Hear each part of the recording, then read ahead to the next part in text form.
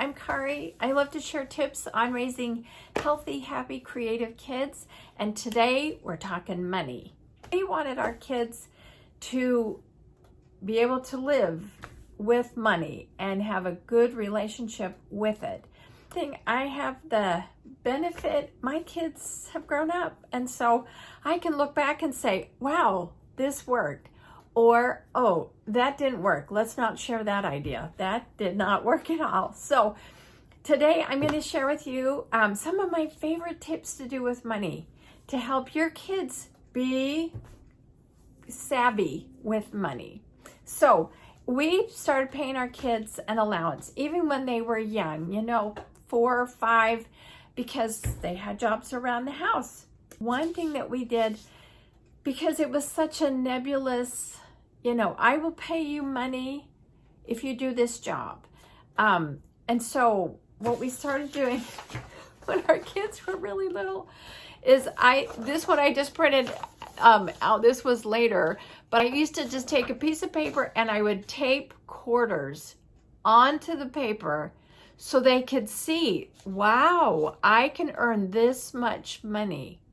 And they were really excited to see all that money because they knew we could go buy candy or go buy toys or things at the Dollar Tree. And so they were real excited to see how much money. Well, if they didn't do their job, I would take a pair of scissors and I would cut off the quarters. And I'd say, well, you didn't do your job, you don't get paid. Boy, it only took 2 or 3 times to do that, and they got it. They loved seeing how much money, like this kid, he was earning a little bit more. He had more responsibilities, and so he could earn this for their jobs. So when our kids were growing up, they had to be responsible for checking off. They each had a job that they had to do, and that was their daily job. And there were certain things they had to do just because they lived in the house. Then there were other things that they had to do. They had one job that they got paid for every day. So on the wall, I had this chart. This was like a whole month. And I had the kids, they had to check off if they did their job. And because they were going to look at this for a month, I decided, let's put in some beautiful pictures. Or we also did artwork. We love doing that. Anyway, this hung on the wall, and as they did their job, they had to check it off every day. If they didn't check it off, they didn't get paid. So that was because we wanted them to learn, if you're at a job and you have to punch in, if you don't punch in, you don't get paid. Okay? If you don't do the work, you don't get the money. So this worked great. So what they would do during the week, and you pick the job, you pick how much they're going to be paid. I'll talk about that in just a minute. But here's the place where they checked it off. And this hung on the wall until Friday. So Friday afternoon after school, we pulled the chart down and we rotated. We had 4 kids. We rotated every 4 weeks. Somebody got to be the banker.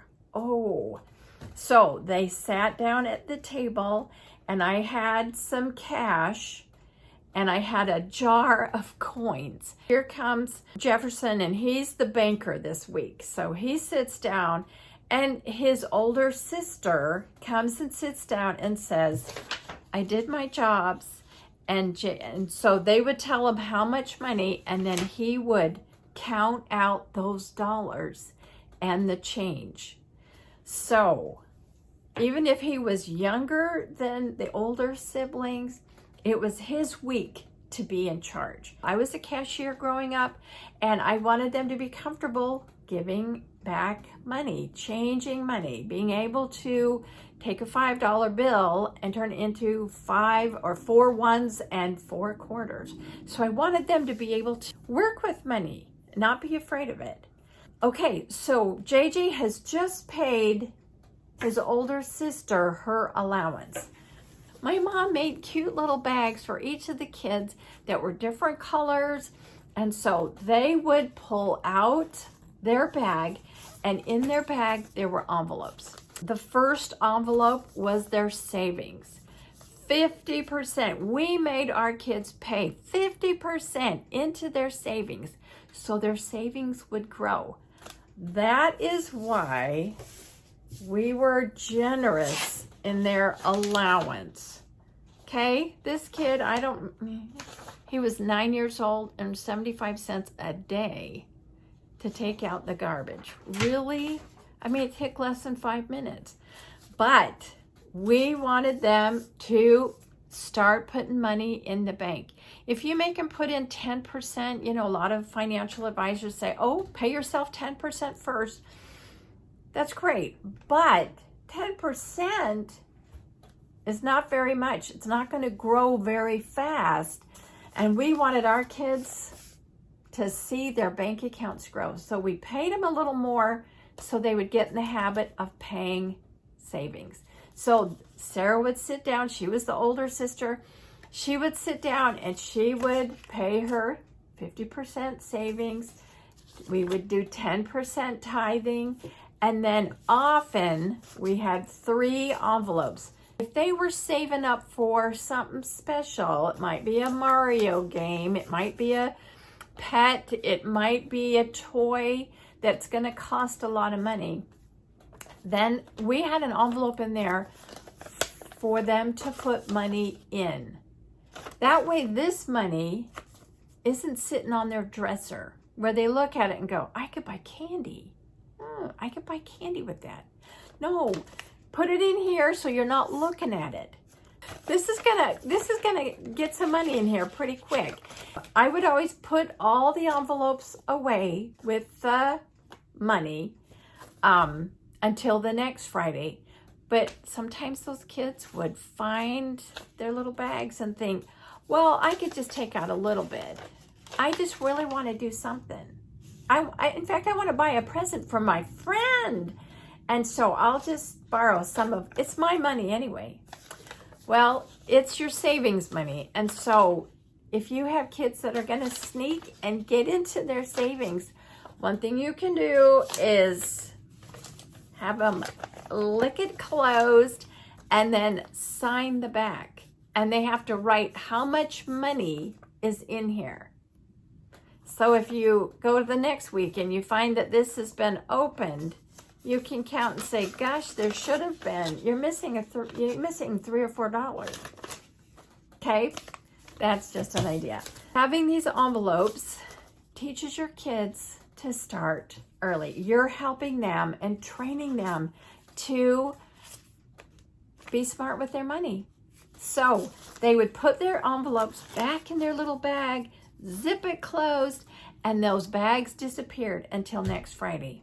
And then we'd have a new banker and he would do the whole thing again.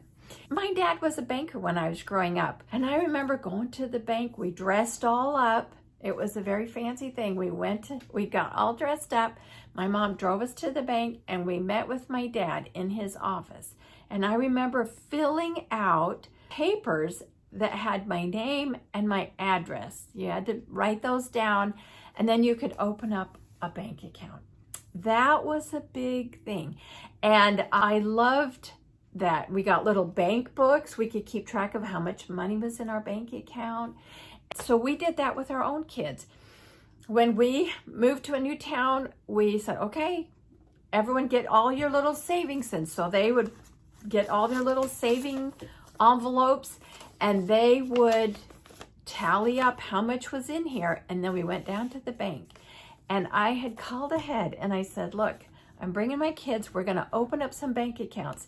Make it a big deal, okay? My kids, this money, they could be out spending it. And they're bringing it to the bank. So make it a big deal.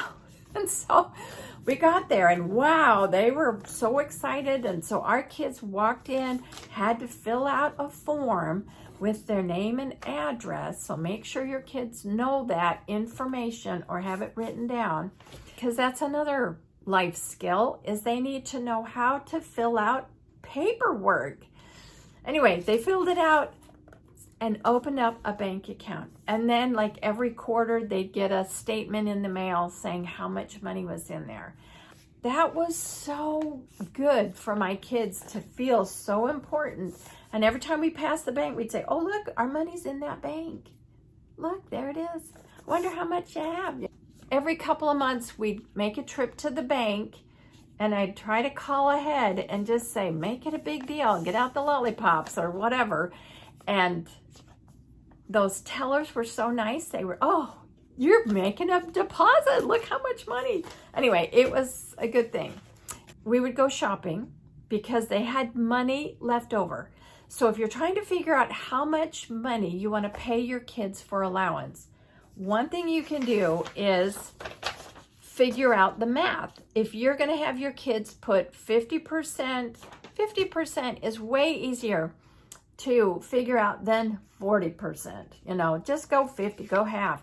But figure out how much you're going to pay them. If you did 75 cents a day, how much would that be? How much would tithing and savings take out? And I always made sure there was a couple dollars left over. And so that way they can go and spend, or they can save for, you know, their Game Boy game or whatever they're doing. And so we would go shopping, and I had our little daughter who, she was so nervous. She had her money in her hand, and she had the things she wanted, and she'd been with us to the grocery store. I mean, she'd been with us shopping before, but when she got up there, she like handed him the thing, and the cashier rang it through and said, you know, that'll be $1.58. She was so nervous, she just like threw the money at him. And so we thought, let's help her out. And thus the Brimhall store was born. I would go out and I would buy not very many, just a few things, and I'd put them in the Brimhall store. So here came our kids, and they could go shopping at the Brimhall store, or they could wait until we went to the Dollar Tree or whatever. And so they would look, and I had candy, and I sold my stuff at the store for the same price as the regular store. Or sometimes if I bought in bulk, I would charge them more than what. Anyway, so the kids could practice being the cashier. Sometimes somebody would be the cashier, or I would be the cashier, and they could practice doing the math. They could practice, how much money is it going to cost?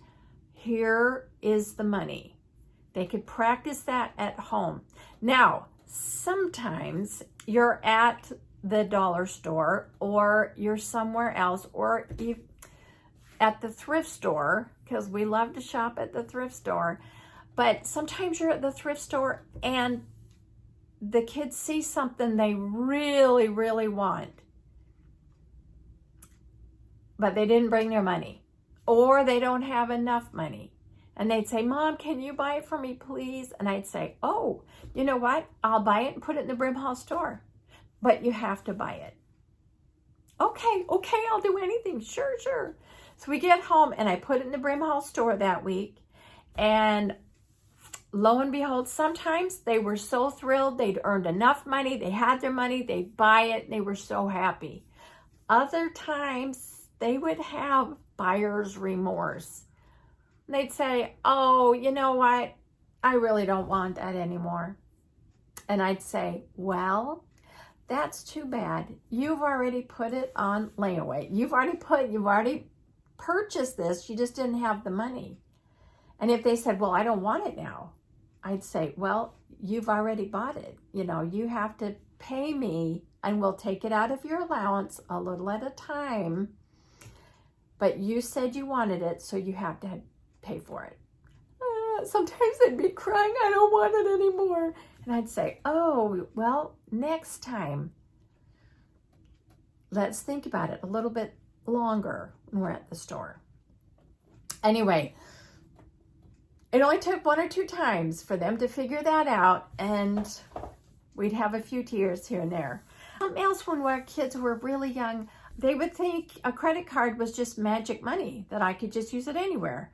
So when they started thinking that, I thought, we started using cash only. We'd go to the restaurant, we'd go to the grocery store. I would try to pay cash because I wanted them to see money.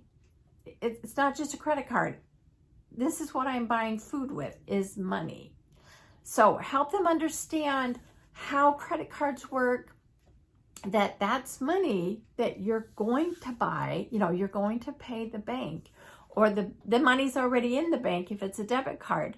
And when that debit card is empty, when there's no money in the bank, then your card doesn't work anymore. Something else that we do is called the Candy Cane Workshop. And I'm going to do a video all about that. But at Christmas time, we gave an opportunity for our kids to earn Santa dollars.